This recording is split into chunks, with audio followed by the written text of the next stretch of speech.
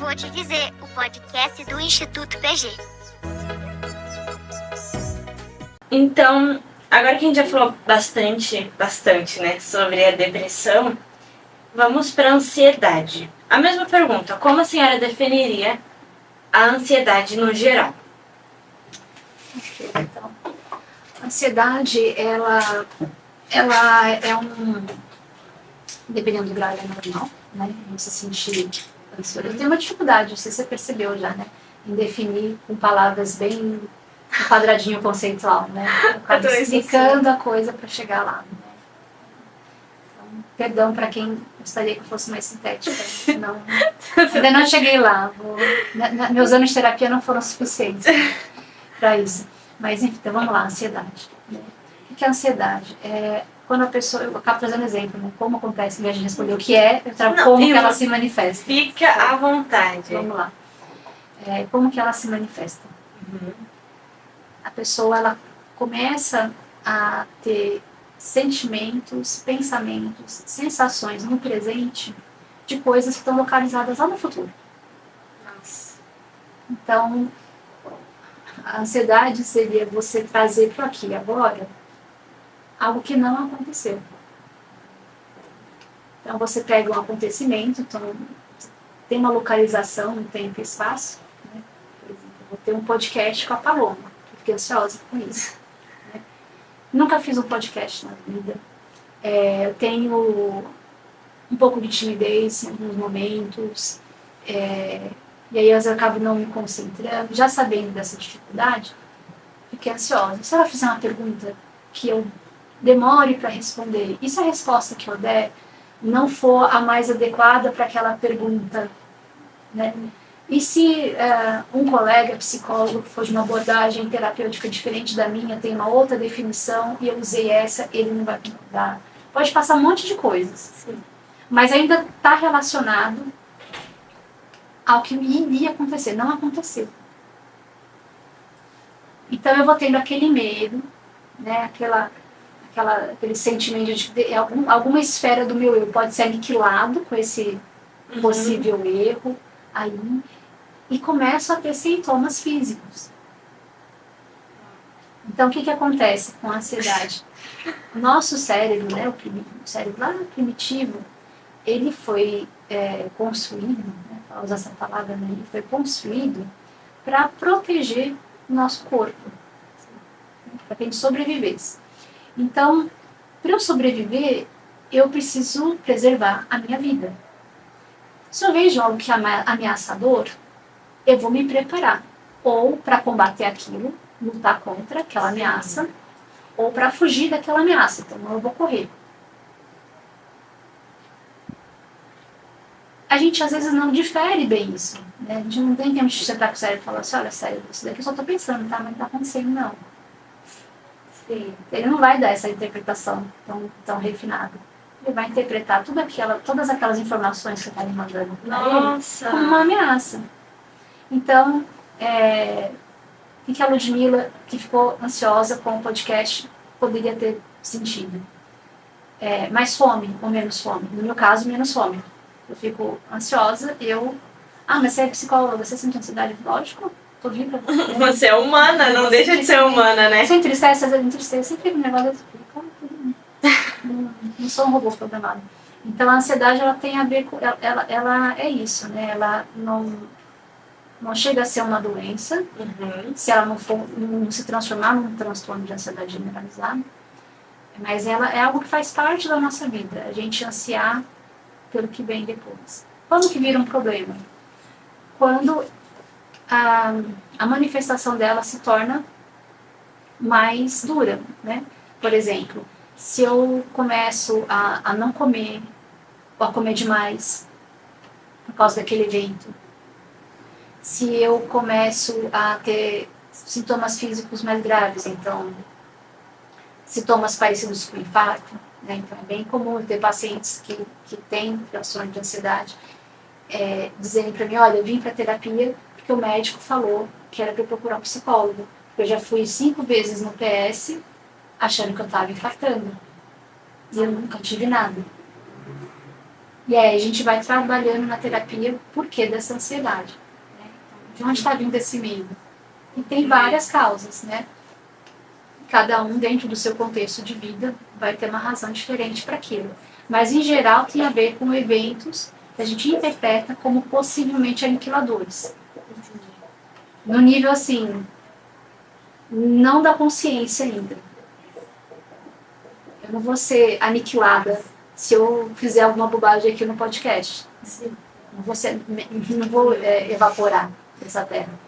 Mas eu posso entender que uma rejeição social, né, quando eu dei o exemplo dos colegas psicólogos que podem pensar diferente, esse é um exemplo. Se eu entender isso como uma aniquilação, se aquilo for muito importante para mim, eu vou ter tanto medo disso, que às vezes eu vou, pelo caminho que eu falei, eu venho ameaça, eu posso correr dela, posso fugir. Então eu vou acabar caindo na evitação. Eu vou evitar aqui, vou falar para ela, mas não posso fazer mal, não vou vir.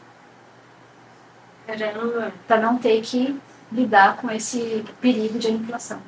Sim, entendi. Uma vez eu assisti uma aula do Pedro Calabres, a senhora conhece? Adoro. E ele estava falando sobre o viés da negatividade, né? Que, bom, eu vou dizer na minha linguagem, né? Da forma como eu entendo. É basicamente como o viés da negatividade fosse como uma tendência que nós temos a sempre pensar o pior de cada situação.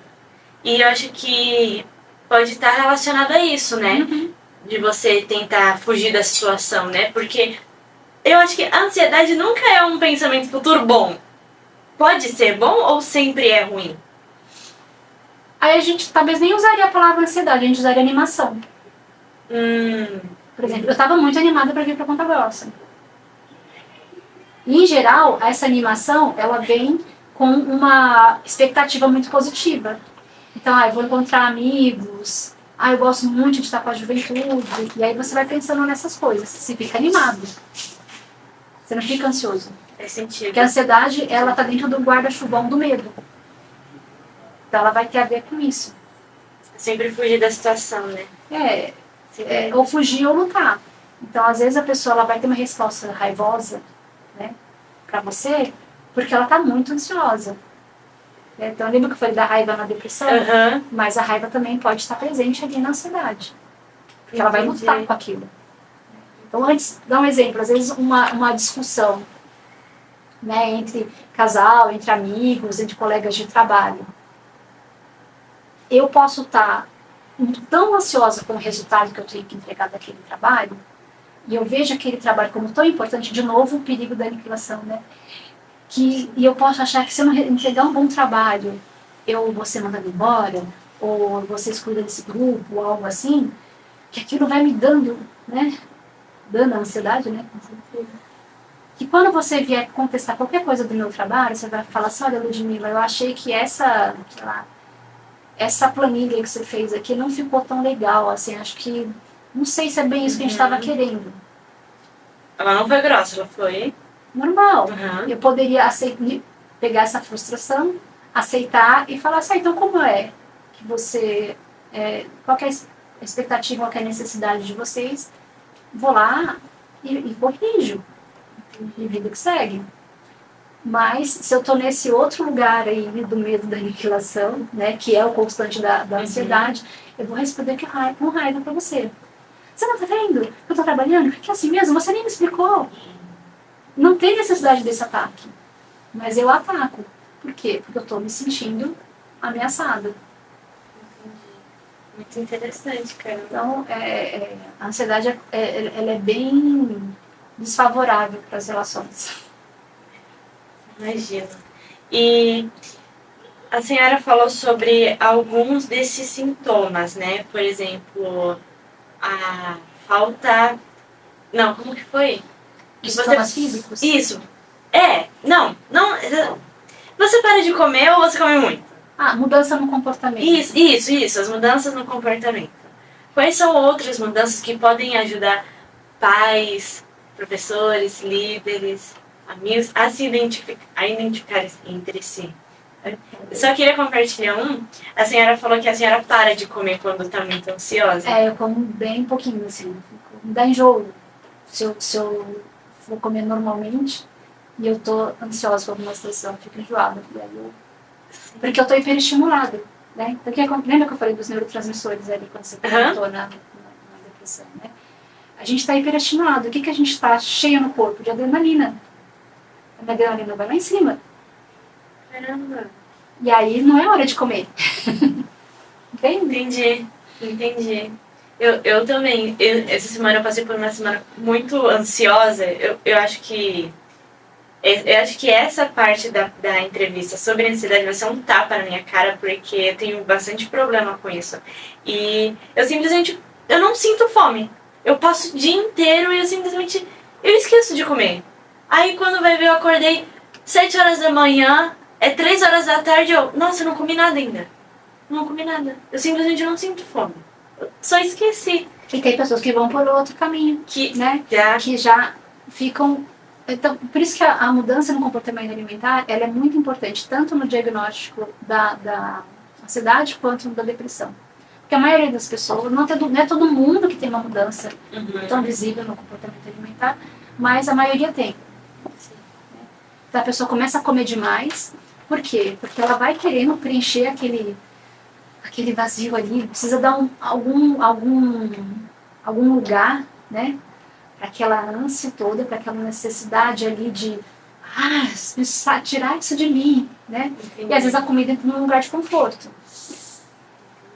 E aí ela vai e aquele buraco que ela está sentindo tão diferente, né?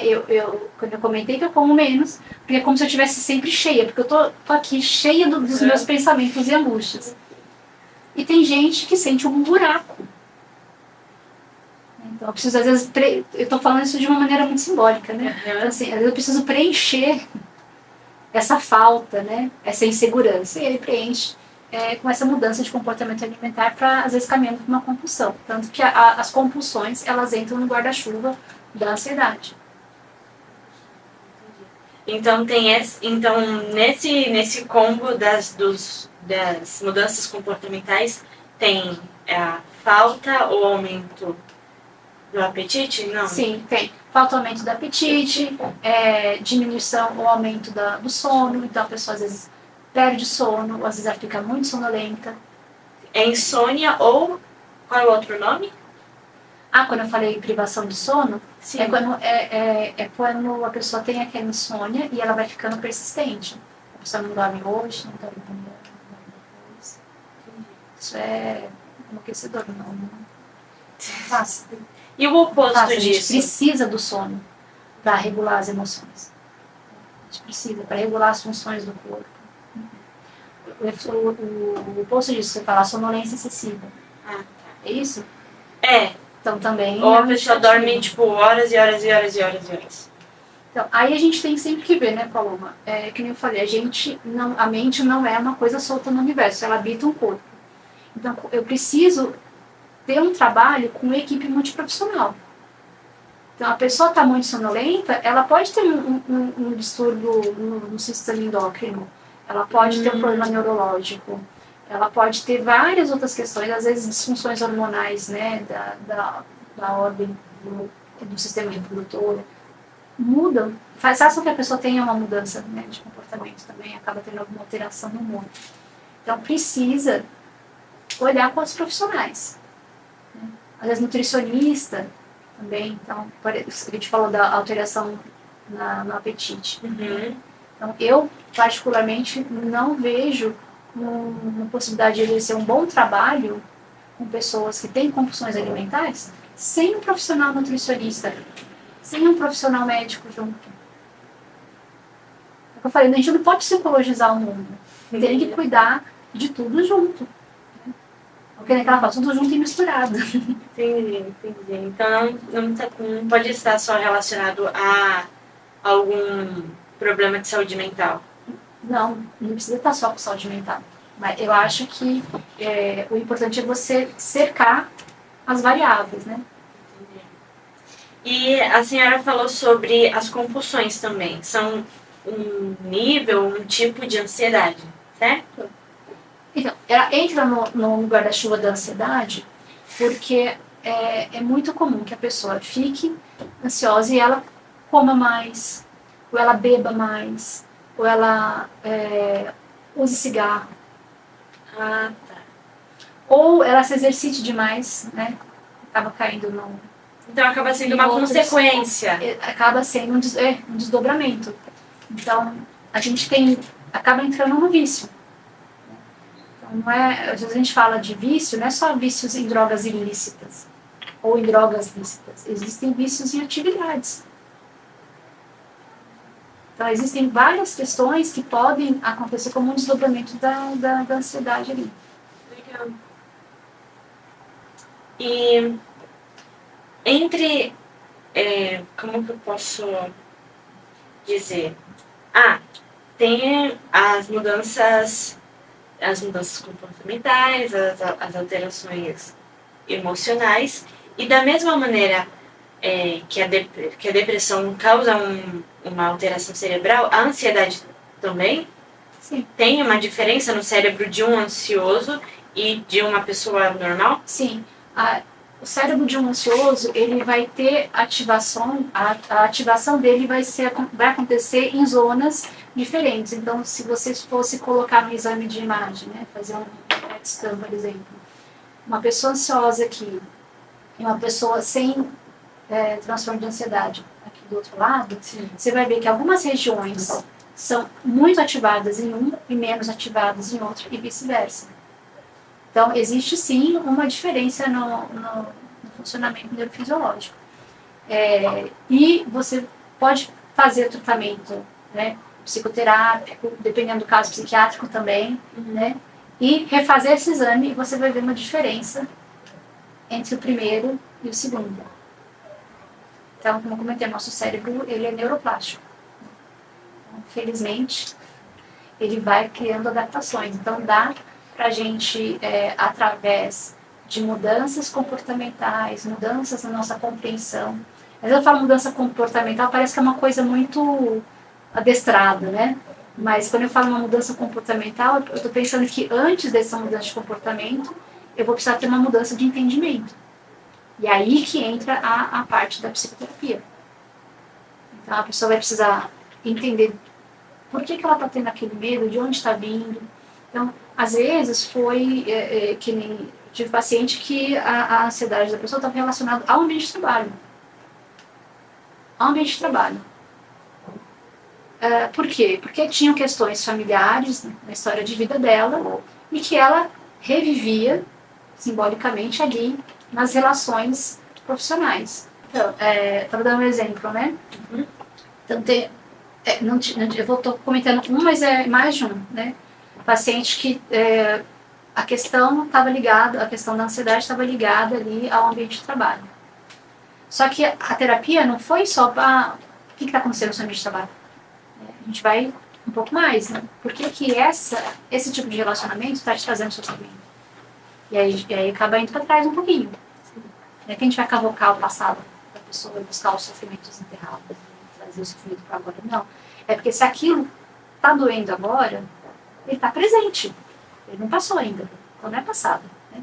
É presente. Então, quando ela conseguiu compreender, né, essas faltas que ela vivenciou ou interpretou ao longo da vida dela, as expectativas que foram quebradas e que ela estava reproduzindo ali no ambiente profissional, a ansiedade foi reduzindo, porque ela foi encontrando nela mesma forças e foi desenvolvendo ao longo da terapia ferramentas para lidar com aquela mesma questão.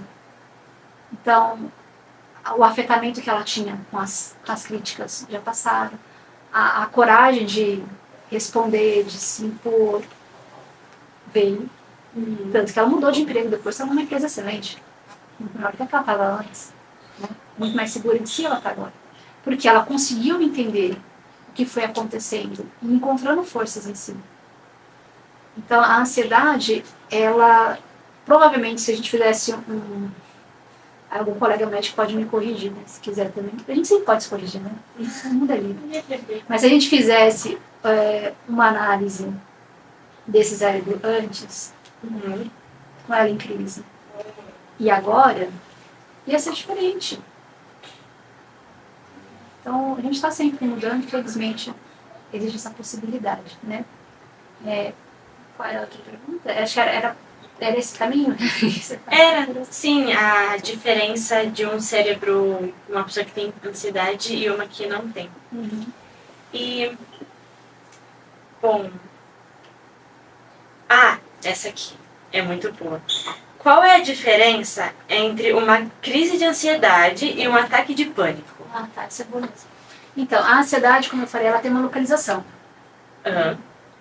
Uma localização no sentido de que eu consigo falar, olha, eu estou ansiosa por causa do podcast. Sim. Você é meio como se você conseguisse reconhecer o motivo. Isso, como se você consegue, o gatilho fica mais claro, talvez, para você. E o medo da aniquilação, ele não é tão claro. A síndrome do pânico, síndrome do pânico não, o ataque de pânico, né? Isso. Ele também está no guarda-chuva da ansiedade. Mas ele é mais grave. Por quê? A pessoa, ela tem uma certeza de que o aniquilamento dela vai ocorrer. Não chega a ser uma alucinação, uma psicose, mas ela crê muito que aquilo ali pode acontecer. Então ela pode, por exemplo, sentir o cheiro de gasolina e achar que isso daqui já vai causar uma explosão. E ela se prepara emocional e fisicamente para essa explosão. Nossa! Então ela vai procurar meio, vai se jogar no chão, vai se esconder, não vai querer sair, porque tem uma certeza de que aquilo vai acontecer, por esse gatilhozinho. E ela dificilmente localiza como começou. É mais do nada, entende assim? Sim. Do que a ansiedade. E uma crise de ansiedade seria mais ou menos como? Como eu comentei contigo, né? A gente localiza, olha, vou ter uma experiência que eu posso entender como ameaçadora ou achar que eu estou despreparada para aquilo. E começa a sentir um medo, um nervosismo maior. Às vezes começa a suar na mão. Às vezes dói o braço. Eu falei que eu tenho pacientes, né, que já foram várias vezes para a PS achando que estava infartando e não era uma crise de ansiedade. Porque a gente vai subindo a adrenalina, nosso coração vai ficando mais acelerado. A gente pode ter isso também no ataque do pânico.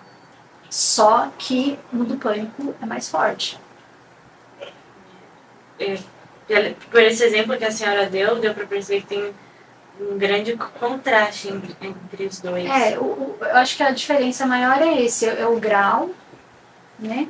E a pessoa demora um pouquinho mais também para sair. Então, às vezes você a paciente está ali tendo você falou no ataque do pânico, ela está lá nessa crise, você vai falar, você vai trazer justificativas lógicas para que aquilo não vai acontecer, mas ela não vai saindo, até que vai baixando aí a adrenalina, que chega uma hora que o nosso cérebro não aguenta mais, né? Sim. E vai baixando ali. E aí você vai conversando, ela vai, e depois ela consegue raciocinar melhor e ver que aquilo ali não oferece mais perigo e tudo mais, né?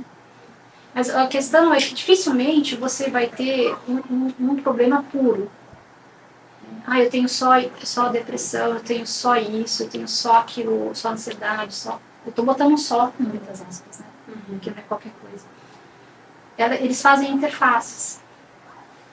Então, todo ansioso, com transtorno de ansiedade generalizada, vai ter aí uma síndrome do pânico?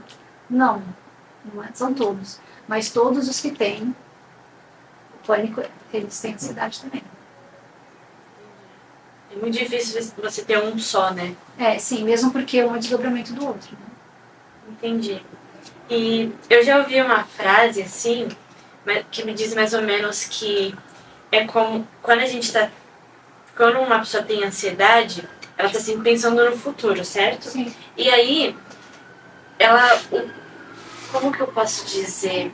As reações que o corpo dela tem é como se ela estivesse presenciando aquele momento de fato.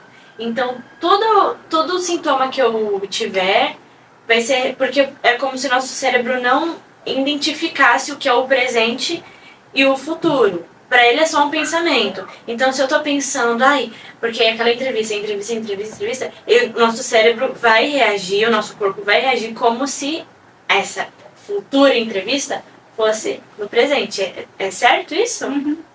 Também. Então, tem uma fala de um amigo que é psicólogo, ele é da linha da Gestalt, que é muito bonita, que ele fala assim, que eu ouvi ele falar e copiei e uso não como se fosse minha, porque eu atribuo, né? Sim. Atribuo a ele essa fala, que ele traz assim, de que a vida ela deveria ser como um rio.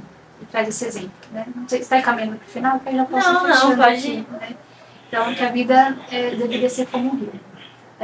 E o rio é feito para fluir. É feito para fluir. Sim. Ele vai ter ali uma curva aqui, para ficar interessante, né?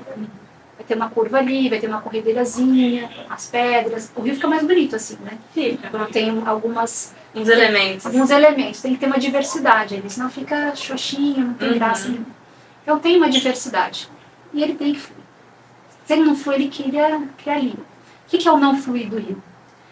É quando você constrói uma barragem, aí ele traz a barragem como a ansiedade, que é lá na frente, então o rio está vindo, ele para lá na frente. Para lá na frente. Para lá na frente. E aí ele fala que o corpo até dói de tanto apanhar da força desse rio, porque a vida ela vem com força, né? Então, para a vida fluir, a gente tem que ir lá na frente e tirar essa barragem. Então, pegando o exemplo que eu trouxe no começo, né, de estar ansiosa em relação ao podcast, tá bem, vamos lá, vamos ver como vai ser. Vão ter coisas que vão ser ótimas, vão ter coisas que talvez, quando terminar, eu pensar, eu podia ter respondido melhor essa pergunta, eu podia ter falado isso ou aquilo. Mas vamos abrir e vamos deixar fluir. Vai tirando a ansiedade.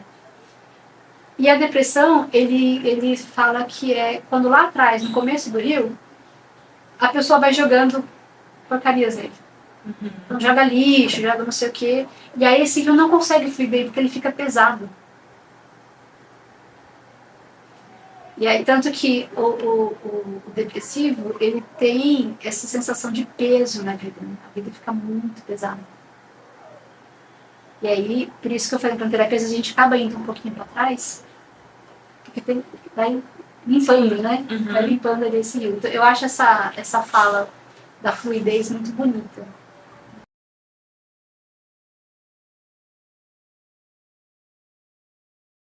Vou te dizer, o podcast do Instituto PG.